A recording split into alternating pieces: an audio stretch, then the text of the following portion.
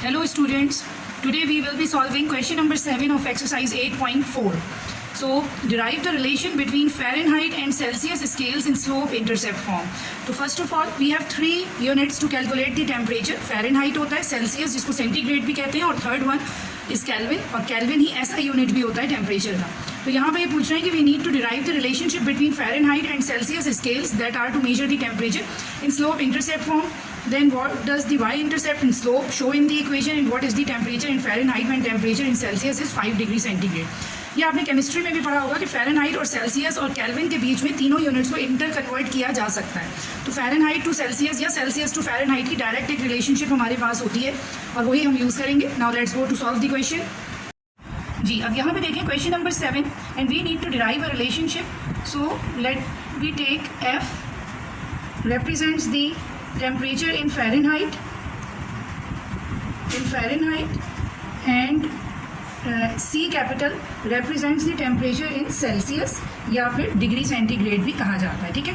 So according to the condition given we need to derive the relationship between Fahrenheit and Celsius and that is F is equals to 9/5 into C plus 32.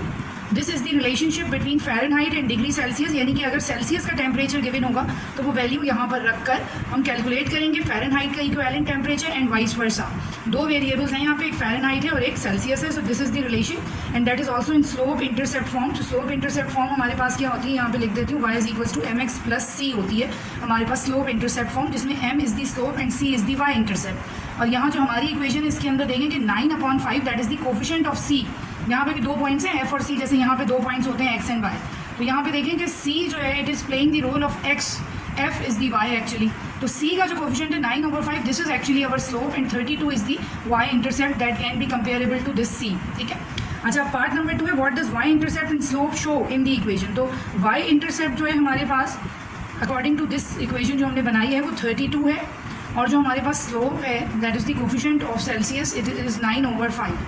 ठीक है. तो ये क्या show कर रहे हैं, 32, यानी कि y intercept shows the starting temperature in Fahrenheit. ये फ़ारेनहाइट का स्टार्टिंग टेम्परेचर शो कर रहा है. तो Fahrenheit temperature equivalent two degree centigrade will start directly from 32. अगर सेंटीग्रेड 0 भी होगा तो Fahrenheit will start from 32. Shows the starting temperature in Fahrenheit. और इसी का जो सब पार्ट है कि what does slope shows. So slope that is 9/5 is the conversion factor. ये कन्वर्जन फैक्टर है फ्रॉम सेल्सियस टू फ़ारेनहाइट. अच्छा, अब पार्ट नंबर 3 है इसका हमारे पास. एंड पार्ट नंबर 3 सेज कि what is the temperature in Fahrenheit. It means कि F we need to calculate and centigrade is given to us as 5 degree Celsius. ठीक है. तो अब जो हमने इक्वेशन यहाँ फॉर्म की थी फर्स्ट पार्ट में, हम वही यूज़ करेंगे कि F is equals to 9/5 c, और c यहाँ पे 5 है गिवन है हमें, प्लस 32. तो ये 5 से 5 कैंसिल होगा.